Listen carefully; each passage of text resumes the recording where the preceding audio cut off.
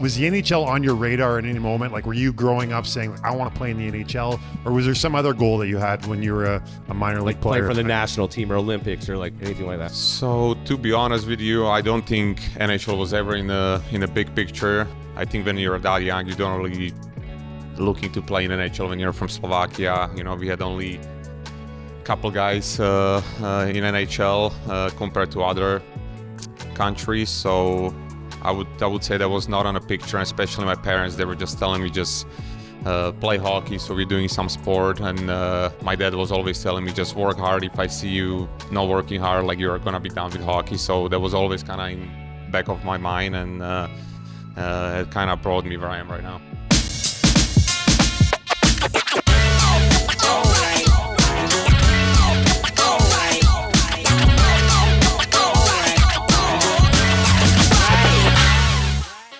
Without further ado, are you guys ready to see your special guest this evening?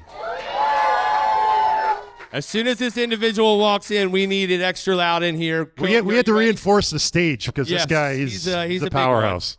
Bolts Nation, please welcome to Bolts Block Party Live, powered by Highlight IPA, number 81, Erik Cernak!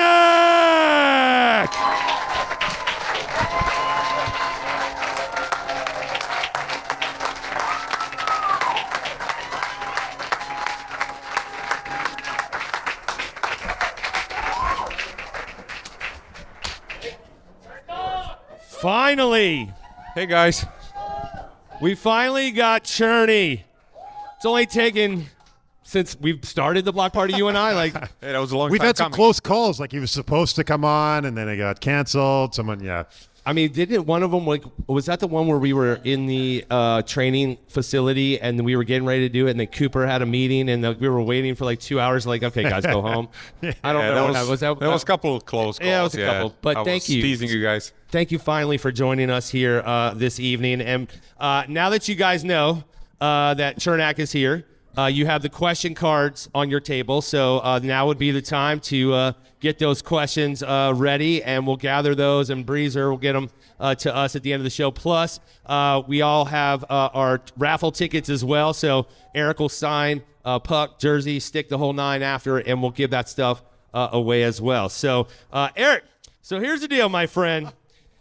Yeah, so last night at the game, one of our video pieces showed the guys as they were coming off of practice and asked them if they were to be played in a movie, who would play them in a movie, right? We all saw it.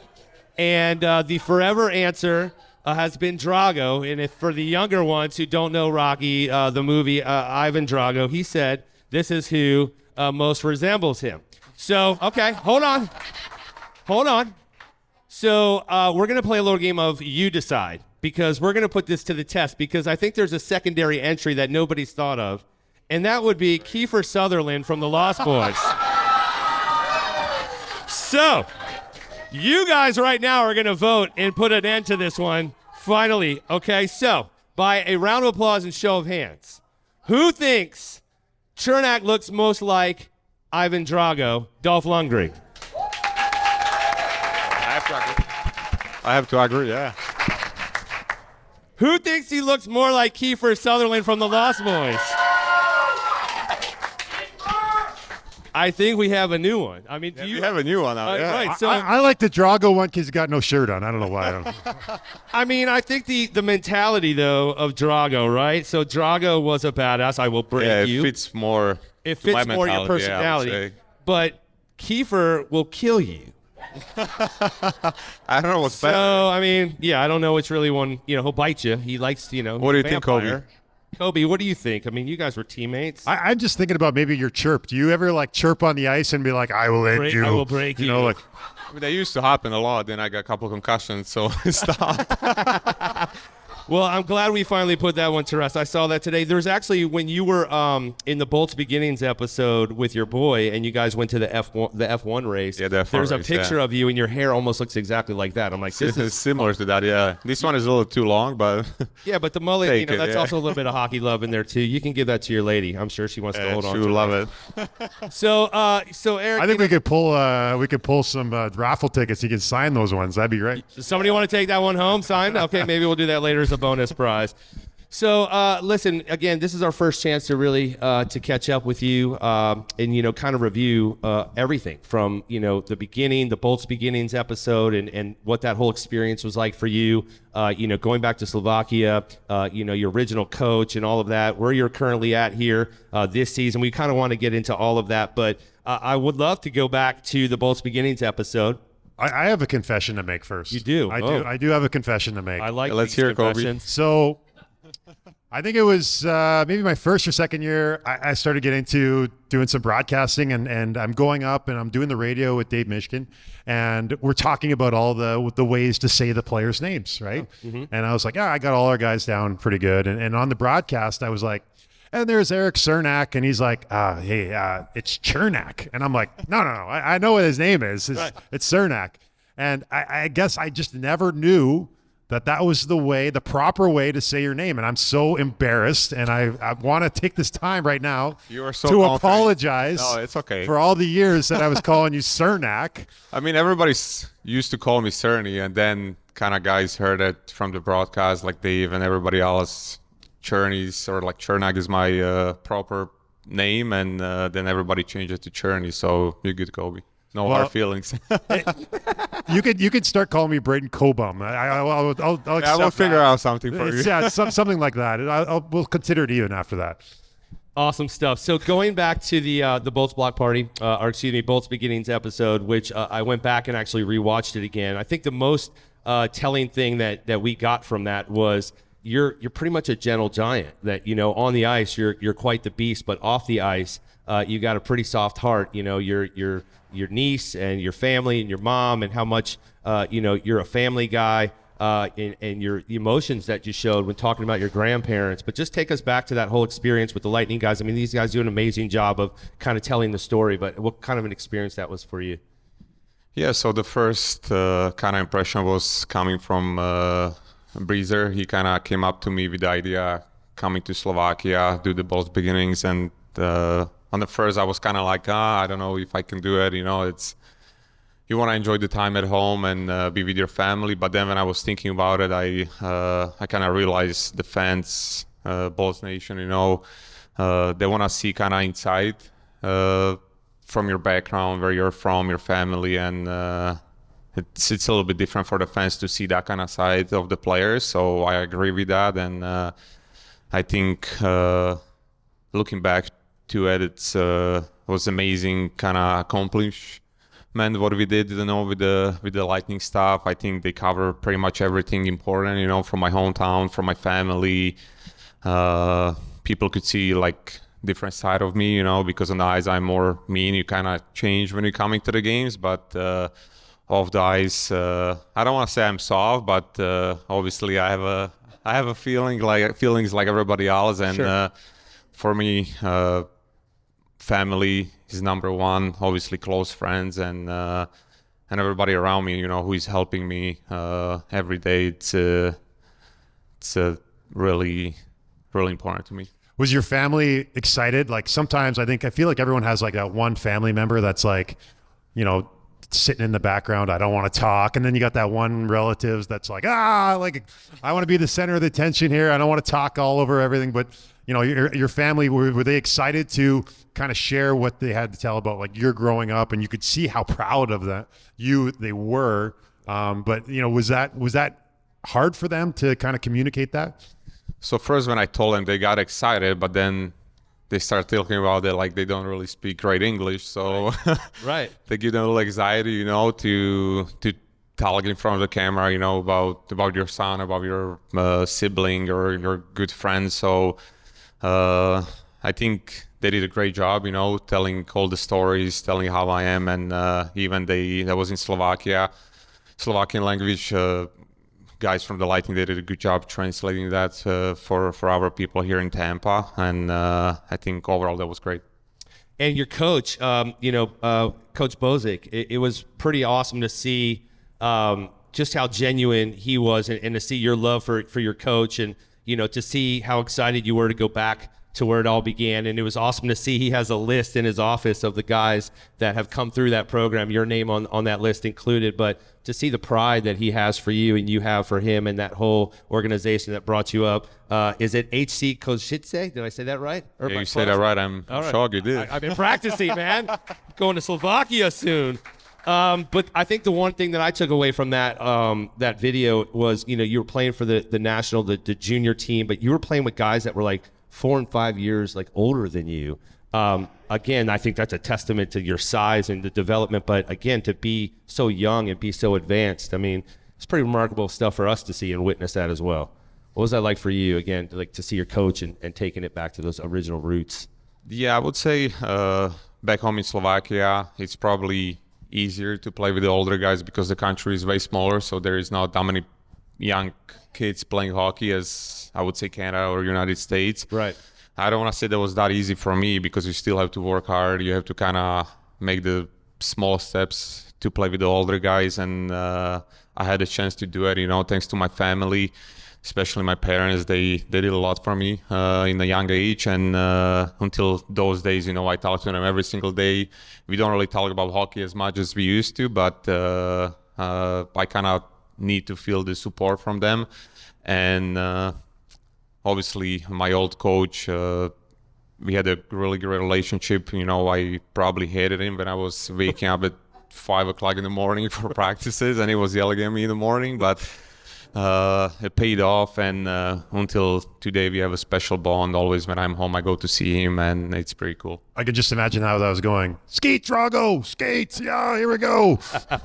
But I found it super interesting when we interviewed Vasi, and Vasi talked about, I was like, when did the NHL come into the picture? Was that a goal early on? For him, it wasn't. Like, was the NHL on your radar at any moment? Like, were you growing up saying, like, I want to play in the NHL? Or was there some other goal that you had when you were a minor league player? Play for the national team or Olympics or like anything like that? So, to be honest with you, I don't think NHL was ever in a big picture. Obviously, you were looking to games, when you were younger, you were looking to the players, and you had kind of your idol. But I think when you're that young, you don't really looking to play in NHL when you're from Slovakia. We had only couple guys in NHL compared to other countries, so I would say that was not on a picture. And especially my parents, they were just telling me just play hockey, so we're doing some sport. And my dad was always telling me just work hard. If I see you not working hard, like you're gonna be done with hockey. So that was always kind of in back of my mind, and it kind of brought me where I am right now. What is it about Slovakia? Because like the guys that I played, like Marian Hossa was just a beast. Obviously, Chara was a beast. These guys are just, physically just stronger massive and bigger than everybody else. So what's in the water over there? It's a big secret. Radioactive water? No, I don't think there is anything special, but I feel like everybody from my country is kind of forced to work harder than everybody else, to kind of get on the map and kind of let yourself to show, to the scouts when you play for national team. Because obviously when you play, I remember for World Juniors, we played against Canada. That was first game, and we had maybe 6 shots on that, so that's pretty hard to play against Canadian team, and that's why it's just way harder for us to kind of show your real values, on the team when the team is not as great. So one of the things about Slovakia is like you have to leave home young. Like you're going to go play in the OHL in the Ontario Hockey League. You're going to play for the Erie Otters. That's a tough move culturally. I don't know where you were as far as learning English at that time. Can you kind of talk to us about that a little bit? Yeah, I would say that was probably my toughest and hardest point in my life, because when I got here, you kind of got used to the comfort at home. We have food, laundry, everybody's taking care of you. But you come here, first I didn't really speak great English, so that was kind of first bump in my way. Then obviously the mentality and the way of living life here in the United States is way different than back home, so I had to get used to that. And I would say the Billet family in Erie, they kind of helped me a lot. They told me always, because on the beginning I was always saying yes to everything. I wasn't working well all the time, but then they told me, like, don't be shy, like, ask questions and, like, watch movies and stuff like that. So when I kind of learned English a little bit, that was way easier for me. And after that, everything was just kind of, like, smooth. So just to rewind, because, again, it's been a while since we kind of took the trek for you to get here to the Tampa Bay Lightning. You were selected by the LA Kings in the second round, the 43rd overall pick. That was in the 2015 NHL entry draft. And like Kobe said, after the training camp, you went to the affiliate, the Ontario Reign, played well at the AHL level of Ontario Hockey League, and then the Erie Otters from 2016 to 17. And then in 2017, the Kings traded Cerny with Peter Budaj, which I'll never forget his son when he was our Thunder kid. And I asked him who his favorite player was, and he said Kucherov. And then realized, oh my God, my dad's on the ice tonight. And then had to correct himself. Oh my God, it was my dad. It was my dad. That was during the playoffs. I'll never forget that. It was a great moment. So you kind of put his dad under the bus there. Yeah, a little bit. And then you got here in exchange, which was a hard pill for us to swallow, which was Ben Bishop in a 2017 fifth round pick. But again, it all worked out for us, right? And those were those tough decisions that have to be made, but those decisions ended up paying off. Well, we talk ad nauseum sometimes about some of the trades that this team has made, and I think that trade in particular gets overshadowed sometimes, just judging by, you look at the Coleman trade, and you look at what the trade to bring Gaudreau here, and all those different moves, the Hagel's trade, but really, at the beginning of it, it was you that solidified the size and the strength and the defense. And I think that's sometimes when you're building a team, you're building it from the back out. And they obviously kind of went and they saw you right away, and trading Bishop, and you were a big part of that. It's significant, obviously.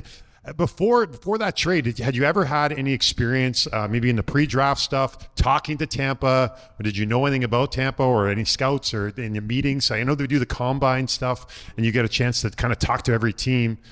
Was that ever on the radar for you? It's kind of hard to say because you're meeting so many teams before the draft, and you just kind of remember the last couple of meetings before actually the day of the draft, what you have in the morning with the team. So there was a couple of teams interested, what I kind of was looking forward to go there. At the time, I didn't really care where I'm going to go. I just wanted to be drafted and kind of make the first step to the NHL with the draft. And to be honest, when I got traded to Tampa, I was kind of shocked because I was still playing for Erie Otters in juniors. And after the game we played in Owen Sound, I got a call, LA number on my phone. At the time, I couldn't really speak good English. So I'm like, oh my gosh, should I answer or no? So then I answer. And actually, Rob Blake was on the phone. He told me I got traded to Tampa. And it was kind of... Yes. Yes. Yeah. It was kind of surreal because when you're in juniors, you don't really expect to be traded. And I just kind of finished the season in Erie Otters. Then I came for first development camp in Tampa. And that was kind of first memory of seeing the city, seeing the facilities, seeing the equipment guys, trainers, Molly, Mikey, Papi, and all those guys. So that was pretty cool. The weather was amazing. I couldn't complain that, and of course the taxes. So.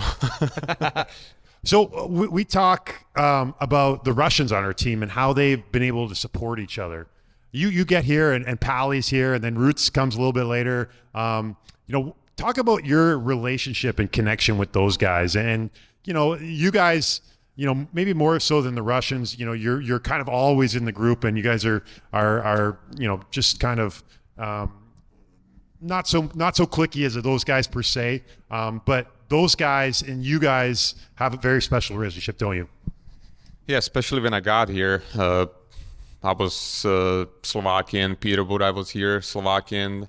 So that was kind of like the guy who I talked to during the training camp, but then I got really close with Andre Palat. He was amazing to me, even his family, you know. We built a good bond, you know, with each other, and he was a great leader to me, you know, kind of like bring me around the guys, because especially when you're young, you're kind of shy and kind of scared to talk to the older guys, you know. When I saw Kobe in the locker room, I was like, oh my God, I'm going to talk to him. This old guy. I was giving that vibe off, you know. I was giving that buzz vibe. So yeah, like he was the guy who kind of brought me around the guys and kind of make me feel comfortable. But I don't want to say that was just him. I feel like everybody, including you, G, you know, Girardi, McDonough was part of it, Hetty, Stammer. So I think the group of older guys was amazing here. They make you feel super comfortable and super welcome here. It's funny because two other guys that you played with in the juniors, I have quotes from both of them, were Cirelli and Radish. And I believe Cirelli, yeah, this was a direct quote, the toughest guy I ever played with in or against in junior, Cirelli said, same guy he is now. Radish said he was bigger than everyone, just showed his dominance, his strength. A main reason we went so far 2 years in a row, even if he was just 19 at the time, it was almost like he was a dad compared to us young boys. What a great quote. You never heard that quote from Radish before? I did a couple of times. I got to know, has Cirelli changed at all since he was like 16, 17 years old? Like, or is he the same guy? So I've been with Tony on the same team since we've been together in Erie. Yeah. Then we went to Syracuse together. Then he got called up to NHL a little bit before me. Then I made the team. So I've been with him for last couple of years. And it's been amazing, you know, to be with him. It's kind of give you good feeling, you know, there is the same guy close to, you know, who you can talk to, who you can like kind of get the support from him. And yeah, I remember Tony when he got to our team in Erie, he was kind of a little kid. When you look at him right now, like he's totally different guy. But I feel like his personality didn't change at all. He's still the same guy, man. So you made your debut 2018, November 19th. You scored or got your first NHL point with an assist too. You remember? No. Victor Hedman.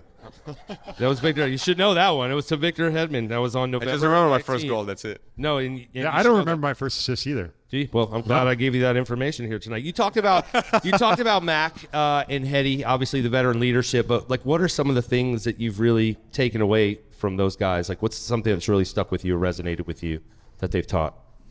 So when I got called up for my first NHL game, Julian told me just park for 2 weeks. You come in, play a couple of games, then going back down. And in my head was like, hey, that's my first and last chance to make it to the NHL and stay there as long as possible. So I was doing my best, you know, to play the best and for staying on the team. And I think I did a pretty good job because I never got sent down to minors. And obviously especially the D group in that year, we had so many experienced guys on the team. That was Mac, Hetty, Girardi, Kobe, Strollman. So there was a lot of guys who you can kind of learn from. You know, be professional right away. Look how they playing in those games. You know how they preparing for the games. You know what they talk about before the games, and that was a huge help to have those guys around my first year, and I took a lot from that. One of the most noticeable chemistry pairings on the team has definitely been your partnership with McDonough. And you know, you look at him coming back here this year and the way the team has kind of changed 5-on-5 and the way that the penalty kill has improved and kind of all defensive metrics, and you guys getting back together as a pairing. What does it mean for you to have him come back? And maybe too, like early on, what did he teach you? Because I feel like, you know, yes, you have the defensive coach, you got Coop and all these guys, but it's different when you got a guy that has that much experience and plays such a cerebral game. on your side and he's your pairing and he's backing you up and he's talking to you constantly and you guys are breaking down film together? So I would start, obviously, you need a good coaching staff. I think Lightning organization, they always done a good job. Kub has been here for so long. The assistant coaches are doing amazing job. So I think that's really important to have a good coaching staff. But then for me, obviously Mag was a huge help. He's obviously great hockey player, one of the top defenses in the NHL overall in hockey, and I got a chance to start playing with him my first year, and I would say he makes the game way more easier for you. How he's gapping, how he's talking to you on ice. He's trying to help you as much as possible. Obviously, during the intermissions, he's talking to you, what we can improve, what we can do better, and he was and he's still a big part of my hockey career, in NHL, because I feel like without him, I would probably never reach that kind of level to be the top defenseman. It's got to be one of the all-time greatest Lightning pairings ever. Just the success you guys had. And you look at the underlining metrics; it's unbelievable. Yeah. True that. So I have some kind of stats of where we're at. I mean, the one that really stuck out to me the most was you have over 70 plus blocks in 5 out of the last 6 seasons, which that is ridiculous as it is. I know that has to take a toll on you, but with another assist last night, you currently are at 17th on the season, 20 points, which are career highs in both, and we still have more games to go. Yep. 148 hits, 93 block shots on the season already, and a plus 25 rating already. I mean, you're having a career year. I mean, how does it feel? No joke. No joke. Yeah, it's been amazing. Obviously, when I heard the news, when we got Mac back last summer, I couldn't believe it. I saw it on Twitter. I was like, oh, that's probably a joke. Obviously, you don't wanna lose a guy like Sergey and Stammer, but acquiring Mac on our team back was a huge step. Like Kobe said, everything changed, in the defensive structure of the game for us. And this year has been amazing for me. I'm getting way more points than I used to.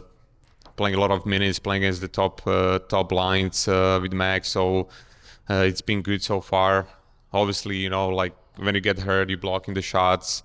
People are saying, "Oh my God, he's hurt again." But trust me, I right now. So obviously that's I do it for a team. That's kind of my game. What I have to do. Sometimes it's painful. Sometimes it's not great. To be hurt and miss some of the games. But it's just part of my game, and I wanna be available for as many games as I can. What's the worst one? Like, I know I can look back on my career and think about some of the worst, times you've been hit with the puck or blocks or maybe just injuries in general. But what's been the biggest challenge for you in that department? So obviously every single puck what you block is gonna hurt you. I don't know what it is, but I feel like the puck is always find a way to hit the spot where you don't have any protection. He's like, just my luck. Right? It's just a tractor beam to like, I got a little hole right I don't know here. if the puck is thinking like my bones are different than everybody else. But, just play the game and go through the pain. Sometimes it's obviously hard mentally more than physically, because you have to get ready for the game. And when your body's hurting, it's not fun at all. But you do it for the team, you do it for your teammates, and it's never easy to leave the game or to miss any games. So, this year I missed, 6 or 7 games, which is probably the best what I did so far in the NHL. And I try to stay, as healthy as possible, kind of prevent all the injuries.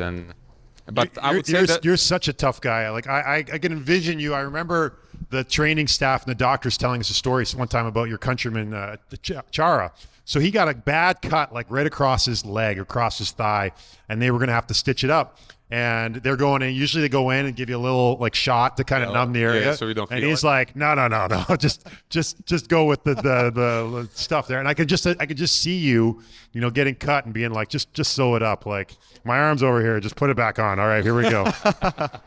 Let's hope not. Let's hope it never gets to that level. No, but it's just his attitude. nature, And it's just, when I watch you play, the first thing I think about is like, how can a big guy, the guy at your size, skate the way he does, and your lateral movement and your agility? And then the next thing I think is, man, that guy's just tough as nails. Yeah. And it's just a testament to your game. And man, you're such an intimidating presence out there. And it's just, you kind of bring that whole thing. And I think Sorelli hit it right on the knot. Like, when you're playing against other guys, sometimes you're playing against guys and you're like, that guy's easy to play against. That's not you. Not at all. Not at all. And we hope you don't ever change, man. Listen, I know we have a game tomorrow, and we still want to get to some of our fan questions. And because it is the last live show of the season, and we haven't had a chance to have Cernak on, instead of doing the hat trick tonight, I like this I idea. want to go back to fact or fiction, just because I've had these fact or fictions for like 2 years now. So you were ready for 2 years. Just eating a hole in the back of your pocket. Like, I want to get this one out, so we're going to go back to that. But Jay Retcher, do you have our fan cards or Breezer? And then Retch will come around to you guys and let you guys ask your questions to Mr. Cernak. All right. Tony, Andrew, and Patrick, Sticks of Fire, where are you guys at? Andrew, what's your question for Cherney? So, what was it like filming the video with the boys for the Boys Are Back on the skis and going dock to dock to dock to dock? Jet skis, yeah. Yeah, it was fun. Obviously, that was Killer's idea because he was big influencer at the time. At the time, he's changed. Yeah, I don't think I don't know if he's doing this, as much on social media how he used to do. But yeah, like during the COVID, we are still here in Tampa training, kind of preparing for the bubble. And Killer came with the idea, asked a couple guys, if they want to be part of it. And the first we were like, I don't know if you want to do a video, Killer. But then everybody kind of agreed with that. And that was cool. I think the guys were always together every single day during that time. So that was kind of cool idea to give something to fans. Who was the best character? Who did you like the best on that? Probably Vasi. Vasi. Girls. I like Sergey walking his cat. I thought that was hilarious. That was pretty good. All right, Dana. Dana, where are you at? Front row, Dana, I think. Front row right here. She's right here in the front, Jay. Hold on. He's got the microphone for you, Dana. Donna. Is it Donna? Oh, okay. I only saw one in there. Donna, what is your question? Well, first of all, thanks for the Mark Stone. Were you the first one to look after Mark Stone the other night? Yeah, actually, he was, because I was the first one. Yeah, I was right next to him. I saw him got the puck to his forehead. And I saw him bleeding. So the first instinct was kind of like take his head, so he doesn't fall. And then after a couple of seconds, we figured out he was okay. And actually, his teammate Herdl. Yeah, Thomas Herdl. He made a comment. I guess his forehead is too big, so that wasn't hard to miss. But yeah, that was funny moment at the time. But we were so happy, Stone was okay, and he finished the game, so that was great to see. Thanks for that and showing us what you were really made of. Anyway, but do you have Olympic aspirations for next year? Aspirations for Olympics next year? It's gonna be cool to play for your country. Everybody's dreaming to play for your home country at the Olympics. We're gonna have a chance next year to play there, so I'm really looking forward, to be there, process, the feelings there, and kind of make the dream come true, and for the kind of international stage. I'm glad you brought that up, because I did think that was very telling about who you are as just an individual, because it did make the social sphere, because it said, I'm looking at it right here, Erik Cernak rushed to Mark Stone's side after he took a puck to the face. Cernak cradled Stone's head with his glove until help arrived. Cernak, who previously suffered a concussion when his head has hit the ice a couple seasons ago, put his team colors aside and protected his opponent. I mean, that shows you that human beings are more important sometimes in the game itself. Classy, I like it. And if it was during the playoffs, you'd be like, dude, are you okay? Ah! Yeah, maybe during the playoffs it would be a different story, but no, you don't like seeing anybody get hurt on the ice. Doesn't matter if that's your teammate or opponent. So As soon as you see blood, it's like alarm bells start going off. Right? yeah, it's kind of scary, because you don't really know where the puck hit him, in his face. So you're kind of worrying he's gonna pass out, hit his head again. So that was kind of first instinct, and I'm glad it was good. I'm glad to see that. All right, Kyle and Lexi from Sarasota. Right here in the front, Jay. Oh. Right in the front, my man. You're kind of lost in those seats He's there. like, yeah, he can't. There we go. What's your question, guys? We were just curious on what are your hobbies outside of hockey? Hobbies outside of hockey. I like cars. I think cars are really my passion. Doesn't matter if that's something fast or something cool. I'm watching a lot of Formula One races. I've been in last couple of years. Obviously, Lightning organization, they helped me to kind of get the tickets, and get in. So that was really cool from them. But, during the season, it's kind of hard because you don't really have a lot of off time. You have so many games, so many practices, then you're on the road. So when you get home, you're kind of happy to be home and kind of relax and don't do anything. I was going to say training and boxing. I don't know why. Jessica, Palm Harbor Jessica, right there, Jay. We got one more after Jessica. I was wondering if you guys notice all the fans on the away games, and how does it make you guys feel to see so many people there? Yeah, definitely. We always see the Lightning fans, Lightning jerseys on the away games. I think that's special to have the fans like that, to travel to our away games. It's showing us the support, and we really appreciate it because I feel like since I got here, the fans in Tampa are amazing. Obviously we have sometimes ups and downs, and people, it seems like they understand that part of the game, and I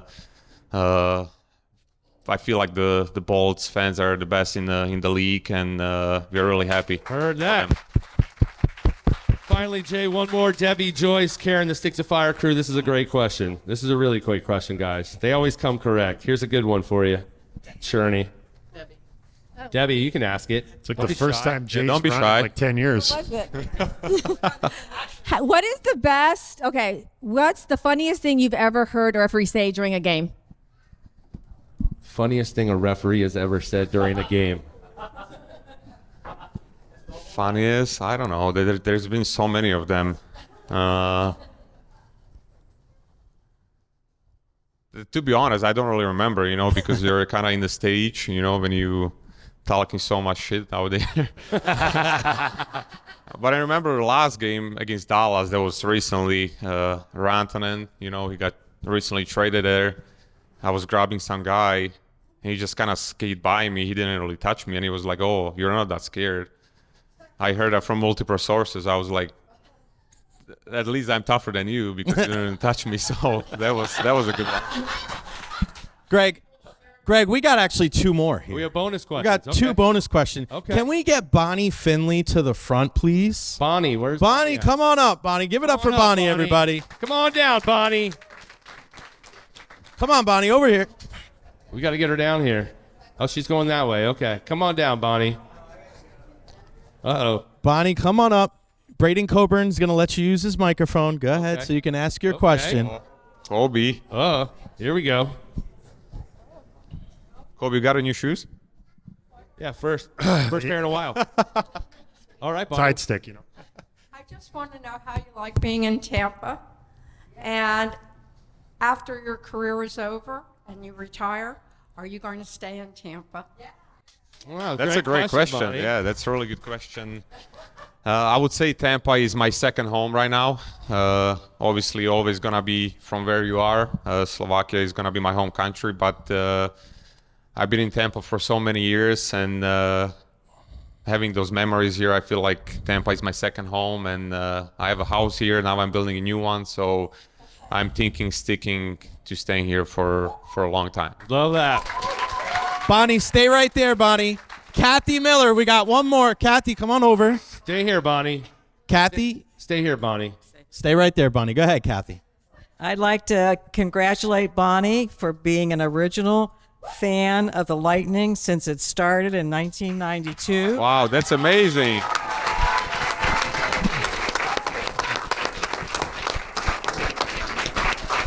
Okay.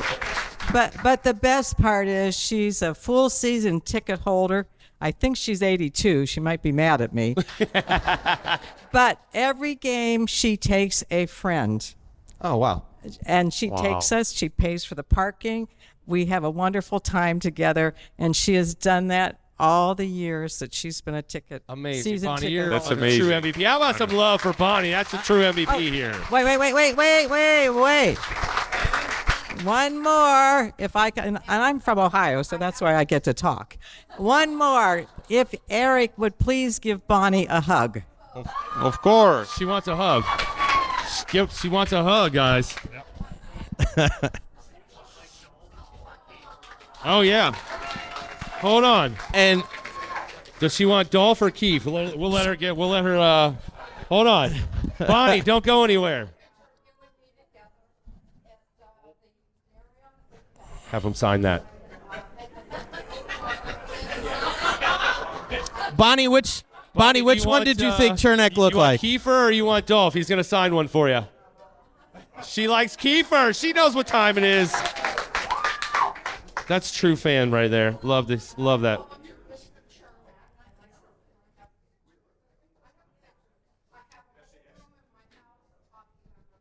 As well as you should, Bonnie. Thank you, Bonnie. We love you, Bonnie. All right, Cherney.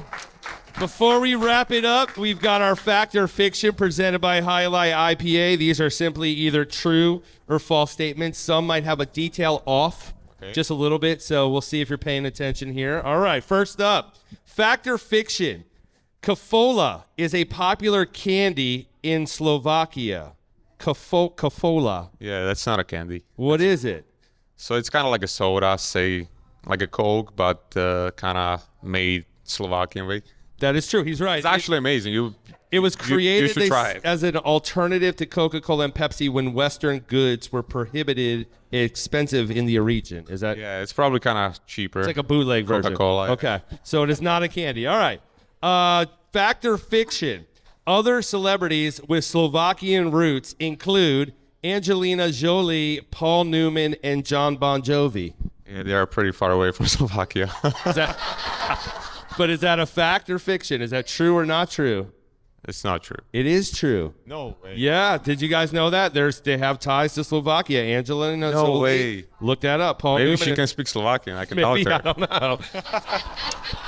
know. Okay. Slovakia has the highest statue of a bear in the world, measuring almost 9 meters in height and made out of steel. A bear. Fact or fiction? It is also, give you a bonus. It is located in the Sport and Congress Center in Samorin Klistov. Can I see it? You can. Is it a bear Yeah, okay. or is it something else?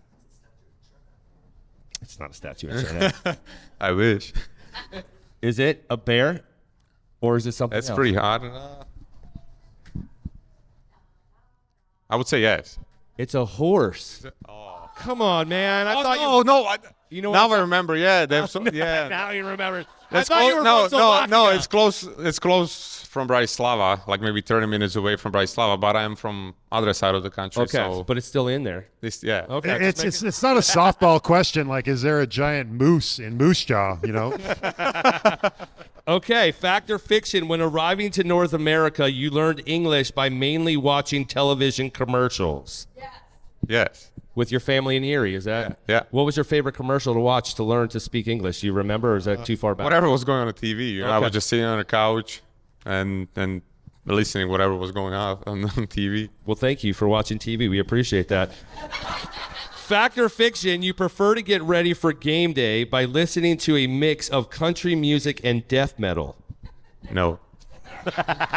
What is your music of choice to get pumped up for game time? EDM. I'm saying EDM. I don't really listen to any music on my own. Obviously, there's music in the locker room. Yeah, now we have a new DJ, Tony Sorelli. Oh boy.